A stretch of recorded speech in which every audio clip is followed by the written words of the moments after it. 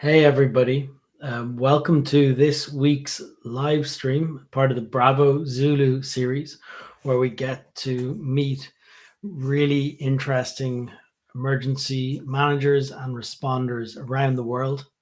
Today or tonight, depending on where you are, it's 1 p.m. Pacific, where we're going to be joined from, 4 p.m. East Coast, 1 a.m. Middle East, and 10 a.m. in New Zealand. Great to overlap with you guys today.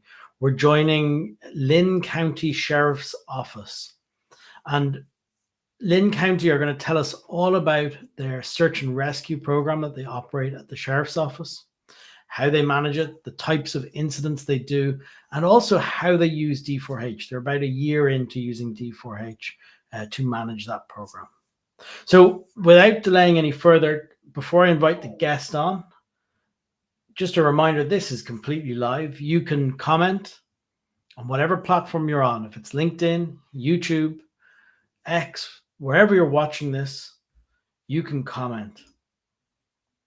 Those comments will take your comments live on air, and we'll try and answer your questions. So who's going to be answering your questions? Let's bring up Ric Lentz. Hey, Ric. Hey, how's it going?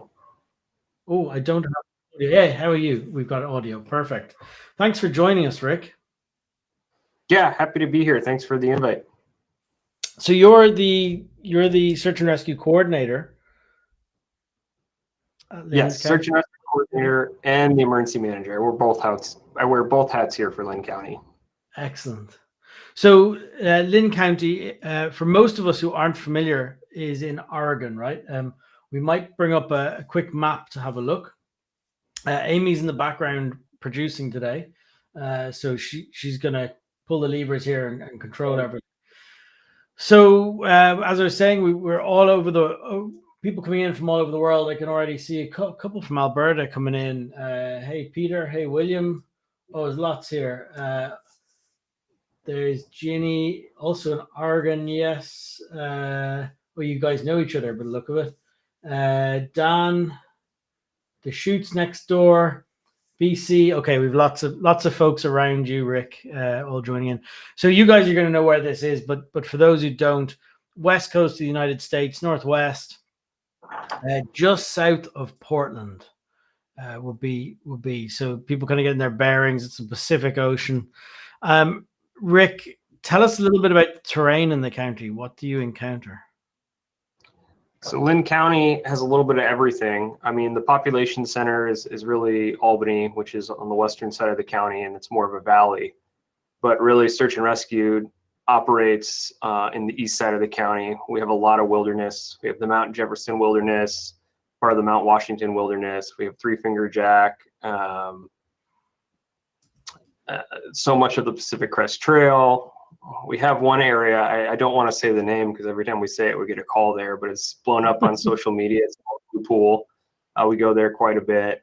And so, yeah, there's tons and tons of wilderness in Linn County for us to go out and help people in. What's the pool? Blue Pool is a really cool area to hike. I really don't want to give it any more attention than it already has, but it's a they've only got search and rescue watching this, so they know how to get themselves out. It's a really clear swimming hole off the Mackenzie River Trail. You can connect to it. It's very popular, but it's very dangerous. Basically, you can jump off a cliff into the pool, but what people don't see are the rock croppings underneath. And a lot of times people hit the rock croppings, break pelvis, break their backs. I think we had 2 broken backs this year there and 1 broken pelvis. Wow. A couple fatalities there, unfortunately. It's very much a problem spot for our search and rescue team. Okay. And so this is proper wilderness. Give folks an idea of what that really means. So in Europe, there are very few proper wilderness locations left where people get properly lost. Sure. So there's designated wilderness, which is designated by the federal government, which means, no motorized equipment, only bring in what you can hike, some stuff by horseback. And then there's other recreation trails that aren't designated wilderness, like OHV trails and stuff like that. But it's all public land, either by the Bureau of Land Management, the United States Forest Service, Oregon Department of Forestry, Linn County Parks. There's quite a bunch of different ways the wilderness is classified here. The biggest challenge with the designated wilderness is there's restrictions to get helicopters if we need to get someone out of there. There is a clause of life safety, right? You can request a helicopter, but we got to go through sometimes some approval processes. But Oregon, for those who aren't familiar with the Pacific Northwest, it is a very, very dense forest. Searching here is unlike anywhere else. I've worked all over the country. I was with the National Park Service prior to here, and working in Utah and Colorado, searches were a lot easier than they are here with the thick forest. And is that a particular type of tree that's growing, or what's the thickness from? Man, it could be anything. It can be different pine trees. It's a lot of blackberry bush, so a lot of thorn stuff to get through.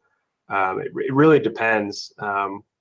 It's just a whole nother beast here. I mean, we're essentially kind of like a rainforest in the winter, and then it can get really, really, really dense. Talk me through in the county what would happen if I was reported missing, haven't returned back. You find a car, vehicle at a trailhead. What happens now? How does the search and rescue team get tasked? Who coordinates that? Where do the responsibilities lie? So at our sheriff's office here in Linn County, we have a mountain patrol division, and any missing person case first gets thrown to them because they're up and patrolling in that area. So if they, through their investigation, determine a last known point or a point last seen, they're officers, full-time officers. Once they determine that last known point or point last seen, they then will contact search and rescue, either me or we have an assistant SAR coordinator position. And a lot of times they have everything we need, like, hey, this is where the car is, this is where they were doing, this is their activity. We would work through our lost person behavior or get hasty teams out and start making those assignments. Honestly, those type of calls are becoming less and less frequent. What we're really seeing is an uptake in rescues. We know where people are. They have some type of technology to get a hold of us, and they are hurt and need help. I think we've run about 62 calls this year.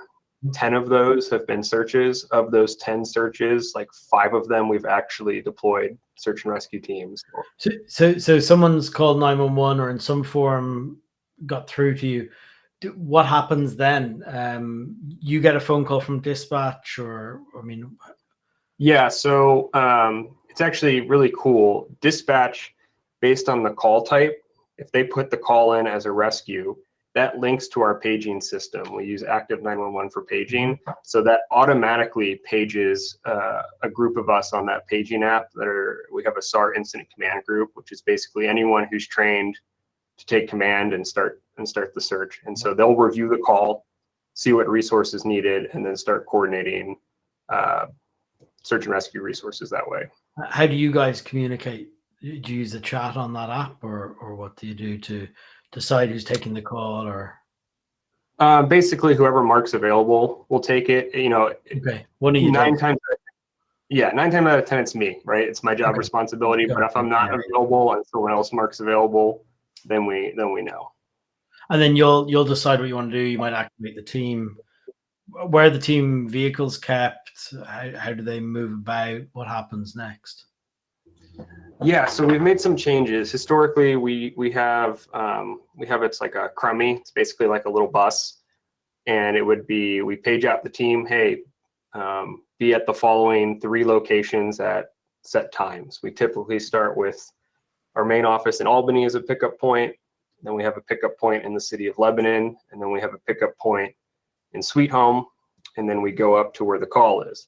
We've changed things, right? That worked great when we had searches and we just need tons of bodies to go out and search with the rescue and more of the medical component we're getting, we've gotten some hasty vehicles. So now the response looks more like, hey, I need someone to grab the hasty truck, take a couple medical team members and go en route to the call, meet a mountain deputy who may be up there and start hiking in to give us a better size up. We still roll that bus, but that's not, it takes time, right? 3 bus stops, pick up youth volunteers, and we have someone who's critically injured. We have to get there faster. So the use of the hasty vehicles, and we have an assistant SAR coordinator. He's our technical rope rescue specialist. A lot of times he'll run ahead and try to get on scene and get a better size up. So those teams coming in that have all the big equipment, right, the litters and stuff like that, they know what they need to do by the time they get there. How are you communicating with them on the way, or coordinating that over that distance? What would you do? Yeah, it's a kind of a combination of all of the above. So in Linn County, there's a section of highway called Highway 20. And once you get east of the town of Cascadia, we lose our trunked radio coverage. So SAR has an interop channel that we try to talk on. And the reason for that, a patrol deputy could be on a felony traffic stop, and you don't need us getting on the radio going, hey, can you bring the blue bag? You know, like, keep the air clear for them. But we lose that radio coverage between Cascadia and the junction with Highway 126. So a lot of times how it works is the incident commander for the search will stay in town where they have cell service and radio coverage. Once the teams get to that junction with Highway 126, they check in with the SAR incident commander for a status update. And we kind of communicate that way. And part of that is all helicopter and air assets are coordinated through State Office of Emergency Management. They have their SAR coordinator. And if I am the IC and I'm running code up to a call and I get in that dead zone between Cascadia and 126, not only does radio comms drop off, but so does cell service. And if they're trying to call me with helicopter, hey, where do you want it to land? You know, critical information, I can't communicate there and we can miss our window. So once the teams get on scene, the plan is in place. We know what we're going to be doing. Typically, the incident commander will then slowly make their way up to the call once everything is lined up for what the team needs. Very good. We'll talk about your capabilities next as a team, and kind of the different disciplines and pieces. It just, for anybody watching this, and I can see we've got Graham's come in from New Zealand now as well, more British Columbia. Feel free to ask questions to Ric in the comments. No matter which platform you're on, all you need to do is type in a comment under the video you're watching this on the live stream, and it'll pop up on here in front of us. Ric, you have a youth program as well, right? Yeah, so the youth program, we call them our cadre. They're really the backbone of Linn County Search and Rescue, and they have been for over 30 years now. We just had our 30th Academy this past summer.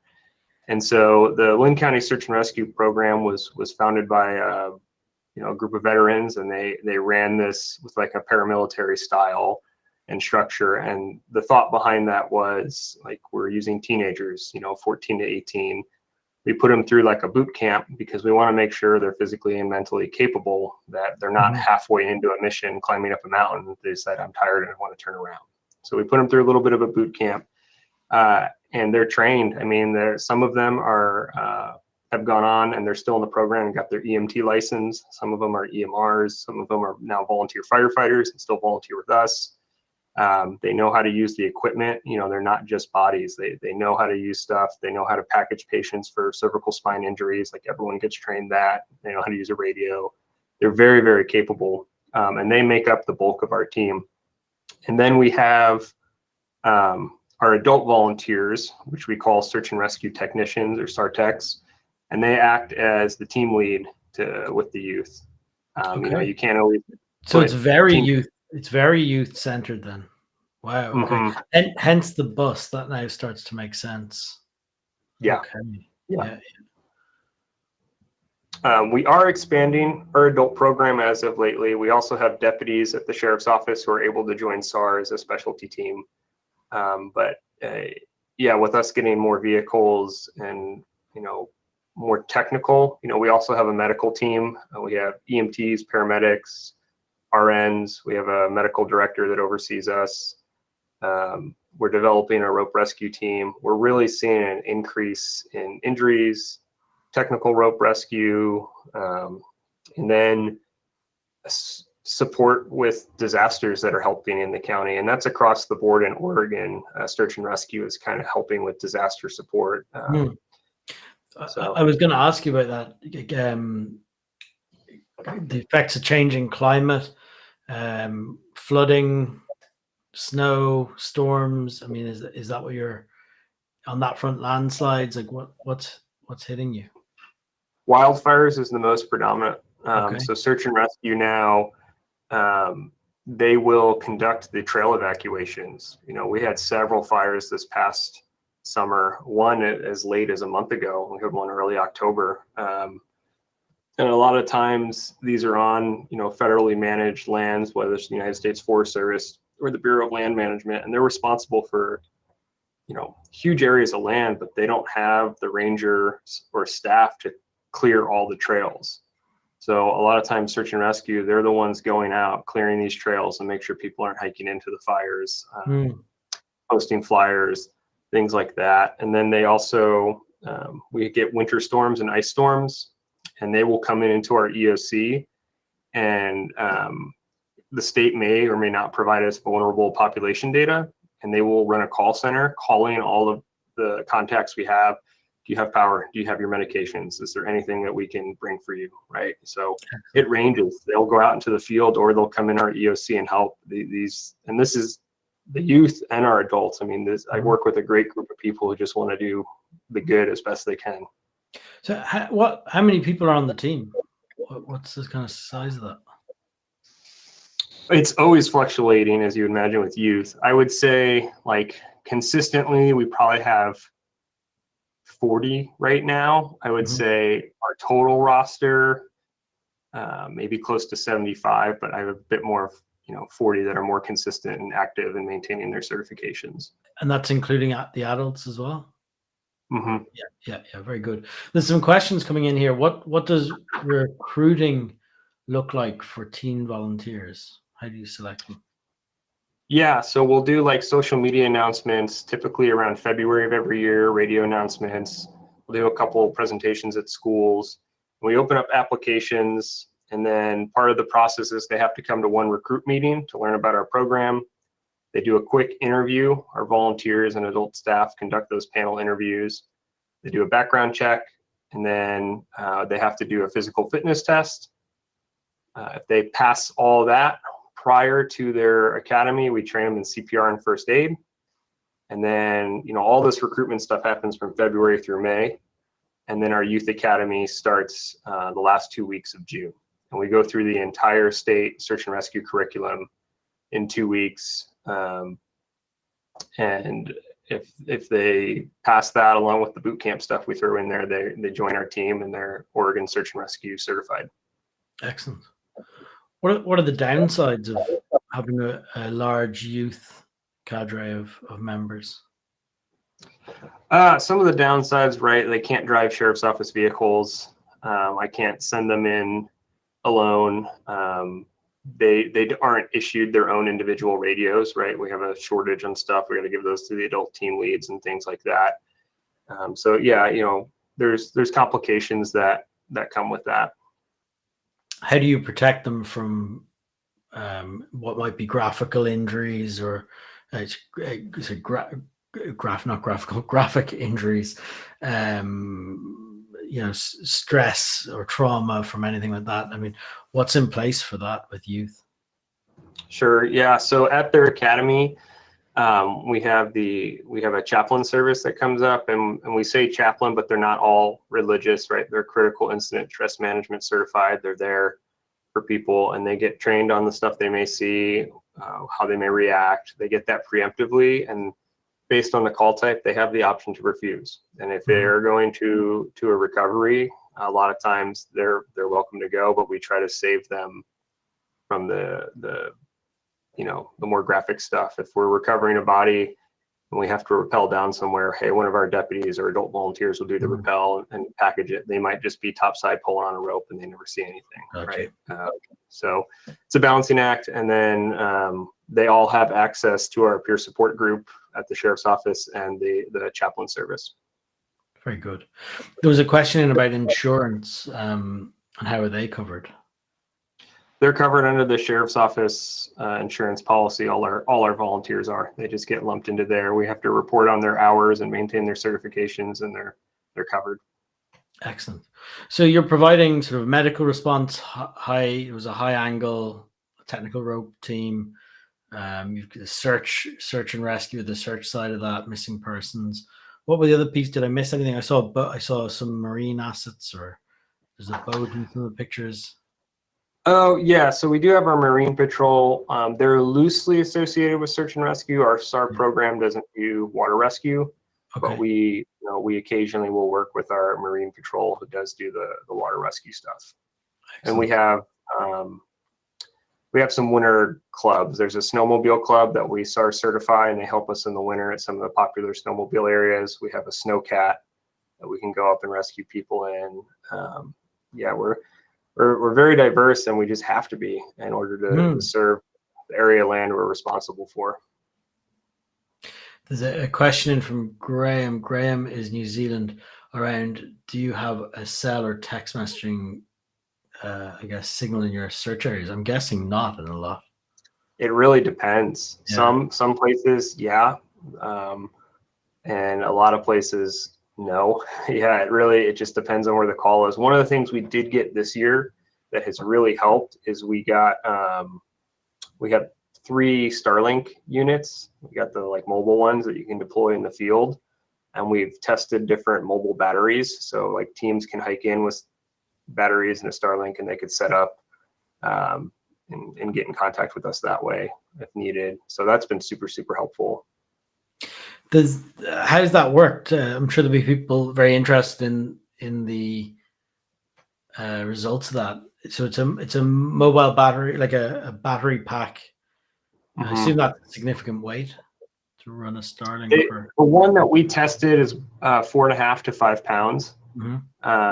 And so thankfully teenagers love to be pack rats. So they're happy to share that and carry that in and kind of disperse the weight. And so that'll set up a Wi-Fi network that you'll then work off wherever the base of operations is. Very cool. Yeah. Very excellent. I've not heard of anyone using the new mini Starlinks yet. We've lots of people using the backpack with the larger one, but I don't know if anyone's using the mini one yet.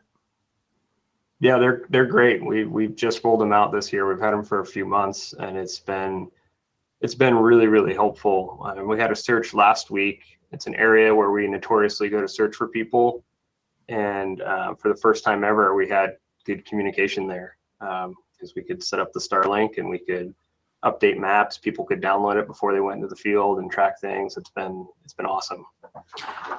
Just give folks an idea. How long might that battery last? What would you estimate? The testing that they did, I think they were able to get it to last, if you ran it continuously, somewhere between 4 to 6 hours.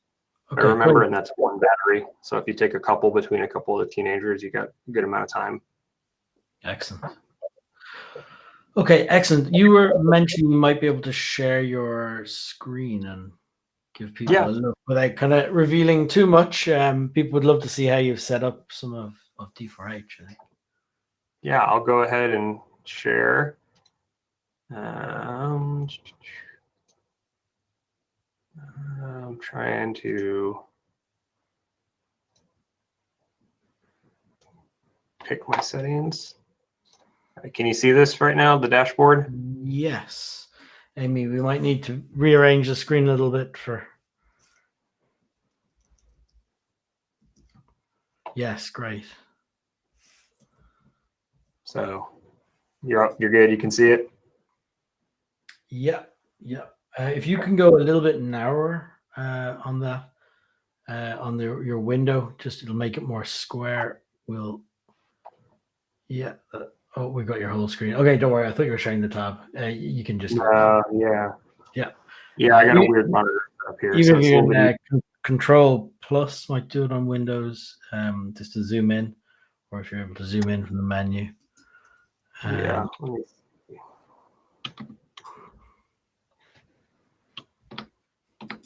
Is this better? That's perfect. Yeah, great. Okay. So this is our dashboard, and you can see, we had an event yesterday, so I have to approve the attendance. Some of our latest incidents we've had.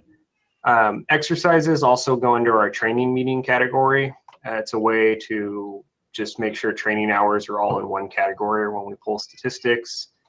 And then meetings where we're not doing any type of training, or if we're doing some type of special event, they go in their own category as event, because if it's not search and rescue specific, I can't count it as SAR hours. And in Oregon, everyone who's SAR certified has to do 30 hours of either training or mission response a year. So that's why we categorize it that way. We don't utilize the on-call feature just because they're teenagers, and no guarantee what we're going to get. But the big thing that has helped us has been using the qualifications. And you'll see, we're not 100% with every qualification we've set, and part of that is we're switching from an old training system we used to use to D4H, and so not everything is fully migrated over yet. But basically, we have all the certifications that they have to upkeep. We have some additional certifications. Some of our guys go through ATV training. This is our vehicle orientation course for the bus that we drive. All our adult volunteers have to go through it. Keep track of our fitness tests. Different OSSA is the Oregon State Sheriff's Association, and they set the search and rescue standards, and there's different tests and task books that have to get done. So we store all that here. And then we just started putting in our new, we're developing a tech rescue team. So we're playing with different qualifications there that we're doing. And what's great, I'll go into like CPR, for example. One of the things we try to do is not only do we mark that they're complete, but we'll also upload a copy of their certificate, and they can get them here. We like that feature because a lot of times volunteers will ask, hey, can you send me this certificate? I can't find it. And it's just great now that they can go into their profile, pull everything if they need it for something else. We've got an upgrade coming there that will allow them to submit a qualification cert, and then you get it in an inbox to approve it. So take a photo on the app and say, this is my new first aid cert, and you just get a notification there's one new cert waiting approval. So that's coming. We were hoping to do it 2024, but it's pushing to 2025 now, but it's fairly imminent. Yeah, because right now what we're telling people to do, if they get some type of new certificate, to just upload it to this folder. Oh, yeah. We'll check it occasionally and then do it. And it's good to have that feature. That's going to be awesome. It'll save us some backtracking. The other thing I'll show, I think someone asked about insurance, right? Yeah. So we've made these custom reports, and you've seen I've made it a couple times, because as we get new volunteers, I remake it. But this is how we report our volunteer hours for insurance. I'll export all this. This is July's data. And I'll pull this as a spreadsheet or as in the PDF format, and we send it to our insurance company so they know how many hours and stuff we did. And so if someone gets injured, they can go back and see, oh yeah, they were volunteering that month and all that. So this has saved me a lot of time. I used to just have a master spreadsheet trying to keep track of everything. Yeah. And having the attendance feature linked to this has been a game changer for us. Excellent. Very good. Yeah, fantastic. And you're using the operation center as well? I don't know if you had that open to manage. Oh yeah. So I have a couple things I need to close out. I'll start this as an incident starts, and we may or may not use it. we used it quite a bit this fire season and really during the winter storm. We're still very new to Operations Center, and getting it to our liking and ways that we'll use it. But really the thing that's been the most beneficial for us is the forms and being able to customize them. And I'll show some examples of what we've done on this next tab. So Excellent. we've created incident action plans by exporting those forms as PDFs and putting them in. And everyone's going to start asking, how did you do that cover page and table of contents? Microsoft Word. Yeah. But it's been really, really helpful, especially, the county at the local level, when you're dealing with other jurisdictions and volunteer groups. Not everyone speaks ICS. And so have the ability to go in and kind of put the forms in more of a generic English for people has been really, really effective for us. And so, we'll use the D4H forms. These are all SAR volunteers who filled this welfare check call station that I was telling you guys about earlier with the winter storm. And so, yeah, we really like it, and we combine it with some of the other FEMA forms and, weather reports and stuff. And then also what's been a huge feature that we really like at Ops Center is the incident status summary. Again, we like that we could customize the ICS 209 to put it in a little bit simpler terms. Can you, when you're just explain that, when you're saying you're customizing it, can you show that so people understand what you mean by that? Yeah. I think it's in the admin area. It's been a minute. Camera to focus here. So it's admin templates forms will get you. Yeah. And so it comes with all these pre-built ICS forms, right? You can go in here and you can change the form, and you don't have to be a coding expert, because Lord knows I'm not. So you can change, you can add different boxes here, you can title it, you can link it to different stuff.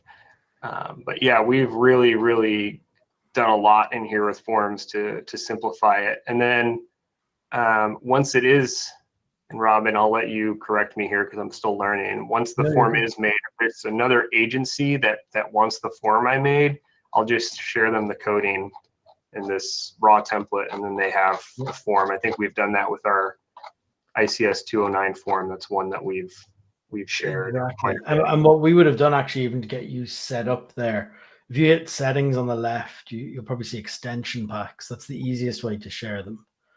There you go. We either we or you install these packs, and that's the base set of forms you had. So you can create a pack, top right corner there, and that will let you select forms you want to include in a pack. It'll give you a downloadable file signed by you, so that people know it's authentically from you, and it'll install. They can install any of your templates, so you can give things to others. Yeah, and we're happy to share if anyone wants to take a look at anything we've built. But what's really nice about going back to the 209, the sit rep, is I can share this as a link. And when I share it as a link, I can send it out, to elected official, county department head, and say, here's our situation update, refresh it throughout the day, and you'll be timestamped with the latest update. Previously, I would just have to send a reminder email, every, start of shift, end of shift. And it was just another thing to do, to just take that little thing out and just be like, hey, here's the link. It'll be updated throughout the day. Let me know if you have questions, and people can just check it. That's been awesome. And our partners have really liked that. It lets them feel like they're getting the info as fast as we're getting it, because we're able to update this. What could we improve for you? What would make it better? Yeah, one of the things that would be super, super helpful, and I'm not trying to knock you guys here. No, please. I want to hear. It's more with the IAP development, right? When we extract these forms, and as I add people and it grows, the forms get cut off. They don't always stay to one page like it would be if I used a FEMA ICS form. And having a way that exports it, that slightly resizes it to keep it to one page would be awesome, because a lot of times I'll then export it as a PDF to then export it as a Word document to then try to play with it to get everything to fit on one page. And I guess I can show an example of. Yeah, it'll just go over, and then you get a big blank section on the page, right? For the and I think which fire did maybe it was wasn't in the fair. I had an IAP example where it did that, but yeah, I don't remember which one it is right now. But yeah, that's a frustration. But at the end of the day, like if I was making an IAP in Word or Adobe, that's something I have to deal with anyway. So we're fairly used to it. But that would be an awesome feature. Even if there was a like a questionnaire that someone could walk through, and then it, as you answer the questions, it boom makes your form. That might be helpful. I could see because a lot of times when I'm taking, whether it be a SAR volunteer or someone who comes into the EOC and maybe they're not the most familiar with these forms, they're like, what the heck do I put here? If we had some type of questionnaire where I could share it out to, let's say, someone at our health department who's maybe helping us run a shelter, and maybe it was a questionnaire and then it auto-populates into a 204. So I know what their team is doing for the next op period, and they have no idea, like, oh, hey, I just did a 204, but it just prompted them through questions, not filling in a form. Sometimes this can look overwhelming to those who aren't very familiar with the process. Gotcha. Okay. That's fair. Great. Well, I'm glad you find it useful, and we're always interested to hear how people would like to use it. And if you're watching this from elsewhere, do comment and give us the sort of go further on that, and tell us what else you'd find useful in doing an IAP on it. We had a comment in from Hazadapt. I think that's Ginny, also in Oregon by memory. Ginny is saying she'd love to help the cadre, the youth members, connected to safety information, and that they could get you some of that with Hazadapt. Thanks, Ginny. Rick, in terms of D4H, so we talked there about IAPs. What about on Team Manager? What else would make your life more useful, or easier to operate? We've just started playing with the API, and that's been really cool. It would be really nice, and again, I'm still learning D4H, so maybe this feature is there and I just haven't dug into it. So to be able to, maybe some of the other training programs we've used, we've been able to upload like a course, and then as they complete the course, it then marks it in D4H. We have used the API learning management system where they're going through slides like next and a little quiz.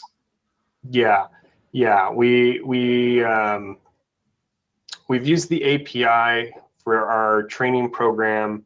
We have very few amount of employees who are search and rescue, right? We're mainly volunteer based, but a lot of our deputies have to do the same: first aid, CPR, ICS. When they complete that in the sheriff's office training program, we've gotten the API to then auto mark that now in D4H.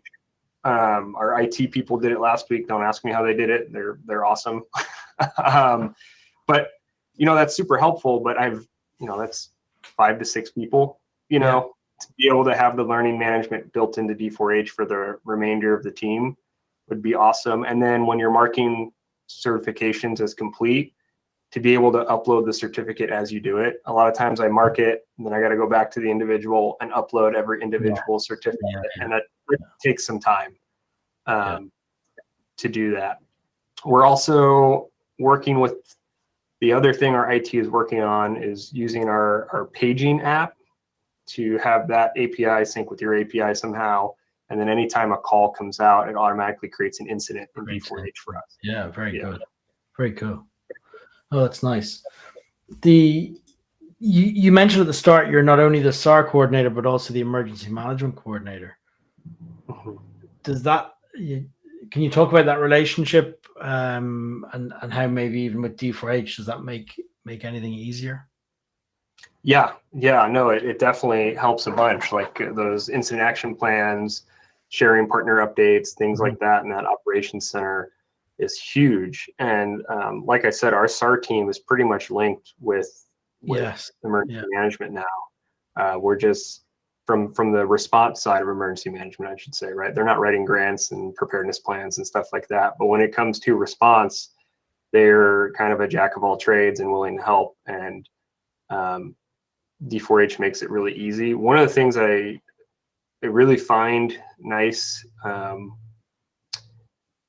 is on the fly. I talked about, make a questionnaire for the forms, make it simpler, but on the fly, we did an exercise. And actually, I think Jenny was there. She was an evaluator from HazAdapt.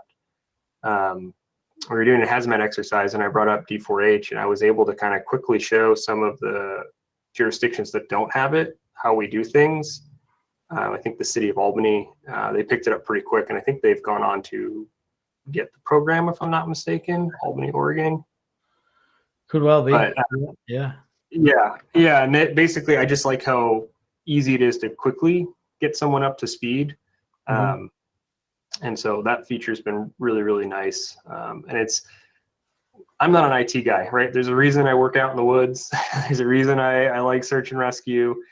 And if someone like me can learn some of this stuff, that's great. I'm sure your help desk is tired of me putting in, how do I do this?